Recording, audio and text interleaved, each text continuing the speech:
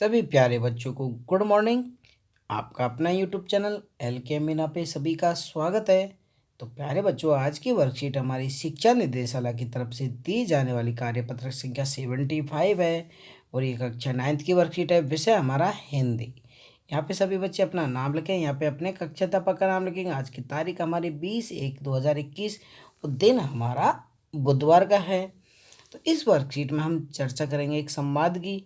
तो भाई कैसे उसकी हम चर्चा हमें इसमें करनी है और बाकी इसके क्वेश्चन आंसर है उसको हमें अच्छे से हल करना और समझना भी है। ओके, तो शुरू करते हैं। हुआ यूं था कि किसी शादी के सिलसिले में नकुड़ की हवेली के तमाम मर्द कहाँ गए थे। नकुड़ की हवेली के तमाम मर्द बारात में दूसरे गांव गए हुए थे। औरतें सज धज कर रत जगह मना रही थी, मतलब रात जगह रही थी। नाच गाने और ढोलक की थाप के स्वर में नामी चोर कब सेंध मारकर, मतलब कब वो मौका देखकर हवेली में घुसा, किसी को खबर भी नहीं हुई। पर चोर था क्या था, चोर की भी क्या बदकिस्मत, मतलब उसकी किस्मत खराब थी। जिस कमरे में घुसा था उसमें माजी सोई हुई थी। क्या सोई हुई थी। औरत के शोर से बचने को वह अपना कमरा छोड़ दूसरे में जा सोई थी। कि वह औरतों के शोर से, मतलब वो जो शोर शराबा हो रहा था कि रात जगा रही थी औरतें, तो बारात जाते तो उस घर में क्या रात जगा रहे थे, ढोलक नाच गाने पे वो नाच रही थी। तो अपना भाई उस घर से शोरगुल को आवाज़ को नापसंद करते हुए दूसरे कमरे में जा घुसी। और चोर भी क्या हुआ, उसी कमरे में अचानक आ घुसा। चोर बेचारा तमाम जोग्राफिया दिमाग में बिठला कर उतरा था। भाई अपने दिमाग में उसने कैसे कहा, भाई कैसे कैसे मुझे चोरी करने, कैसे कैसे कर, तो तमाम जोग्राफिया उसने लगा रहा था। उसे क्या पता था इतनी बूढ़ी बड़ी पुरखिन जगह बदल लेगी। उसको पता नहीं था कि जिस कमरे में वो घुसा था उस कमरे में ही बूढ़ी सो जाएगी, वो और माँ उसमें सो जाएगी, बूढ़ी माँ। खैर बुढ़ापे की नींद ठहरी चोर के दबे पाँवों की आहट से खुल गई। अब आपको पता है बड़े बूढ़े लोग क्या रात भर भी जागते रहते हैं। जैसे वो चोर दबे पाँव, बिल्कुल हल्के हल्के पाँवों से कमरे में आया तो उसकी आंखें क्या खुल गई, माँ जी की आंखें बिल्कुल खुल गई थी। तो माँ जी पूछते कौन। माँ जी ने बड़े इत्मीनान से पूछा। तो चोर क्या कहता है, जी मैं, जी मैं। तो क्या कहता है, जी मैं। चोर ने युगों से चला आ रहा पारंपरिक असंगत जवाब दिया कि उसको भाई जब अम्मा जी पहचान ले भाई घर का ही कोई सदस्य है, तो उसने जो भी भाषा में बोला कि जी मैं। तो पानी पिला, माँ जी ने कहा। तो उस चोर से क्या कहा, पानी पिला, क्योंकि उसने तो कोई घर का सदस्य समझा। जी मैं, चोर ने झिझक कर कहा कि अच्छा, वो कह रही है कि क्या मैं पानी पिलाऊँ। तो तब माँ जी ने बिस्तर के बराबर में टटोल कर देख चुकी थी, लोटा क्या था, खाली था। ऐसा कहकर उन्होंने कहा, यह लोटा ले और कुएं से पानी भर ला, पर देख कपड़ा कसकर बांधे रखियो, तकिए से छानियो। कि वो जिस भाई कुएं से पानी भरने को कह रहे, भाई तकी कपड़ा कसकर रखना और तरीके से छानियो, मतलब जो पानी में कोई मिट्टी कल धूल कण ना आए, तो वो कह रहे तरीके से छान के पानी मुझे ला दे बेटा। चोर घबरा गया था। अंधेरों में इन्होंने कैसे जाना कि उसके मुंह पर कपड़ा बंधा हुआ और कमरे में भांग। भाई उसने उसे कैसे जाना कि उसके मुंह पर क्या बंधा हुआ, कपड़ा बंधा हुआ है। भगवान से उनके तार जुड़े होने की खबर उसे थी। कि उसे चोर को क्या था कि वो भगवान से जुड़ी हुई है, तो उसको क्या पता था भाई, भाई भैया चोर दादी को पता लग गया होगा कि माँ जी को पता लग गया कि ये कौन है, चोर है, तो उसने पहचान लिया अंधेरे में। तो चोर ने भी उनकी गाथाएं सुन रखी थी। पर बुढ़िया भांग भी छानती होगी, एकदम यकीन नहीं हुआ कि बुढ़िया भांग भी छानती होगी, मतलब ऐसे क्या पता था, क्या पता उठ पटांग बोलती हो, भगवान का कोई आसरा वगैरह थोड़ी है।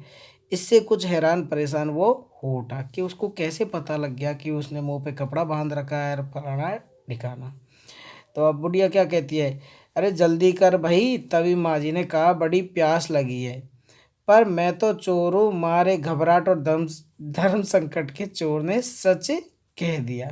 तो उसने क्या कह दिया, माँ जी से कहा मैं तो चोर हूँ।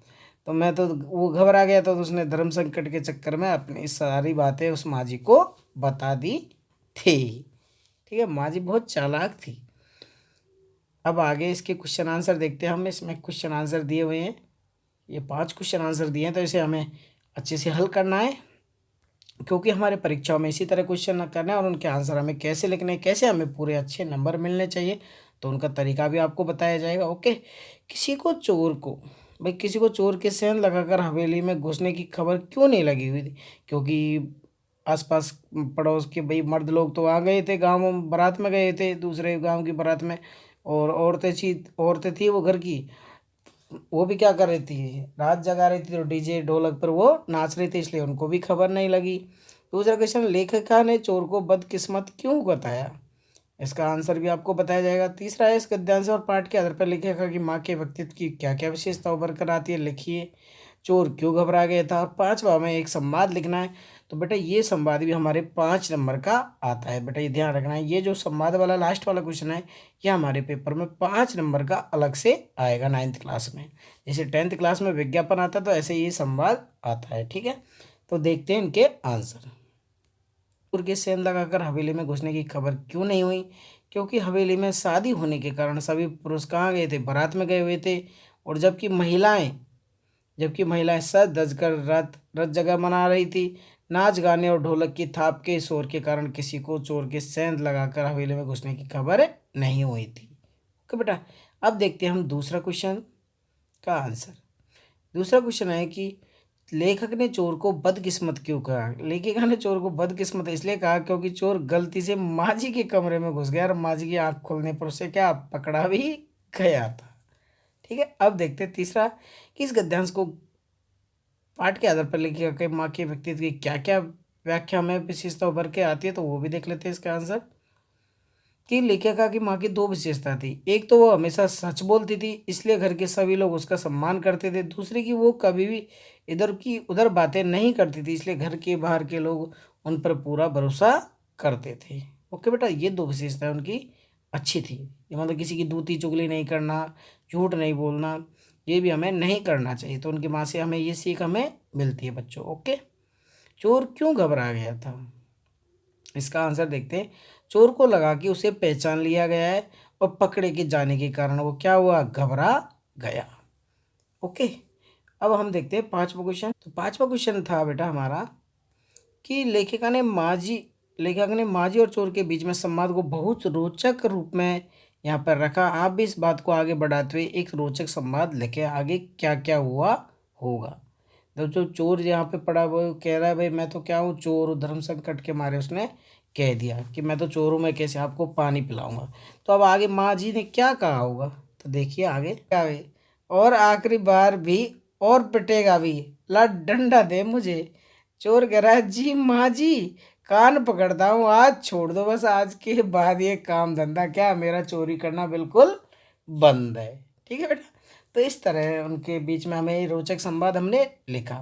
तो बेटा ऐसे ही हमें संवाद जब पूछा जाएगा तो ऐसे हमारे 5 नंबर का संवाद आता है। ओके बेटा, तो कोई भी चीज़ के बारे में आपका संवाद आ सकता है, तो सभी बच्चे से अच्छे से याद भी कर लें। ओके, तो इस तरह आपकी वर्कशीट कंप्लीट होती तो सभी प्यारे बच्चे से अच्छे से अपनी कॉपी में करेंगे और अपने टीचर से चेक करवाएंगे। ओके बेटा, सभी बच्चे वीडियो को लाइक करें और अधिक से अधिक बच्चों के लिए फॉरवर्ड करें, जिससे उनको भी इसका फ़ायदा मिल सके। ठीक है, बाय बाय, टेक केयर।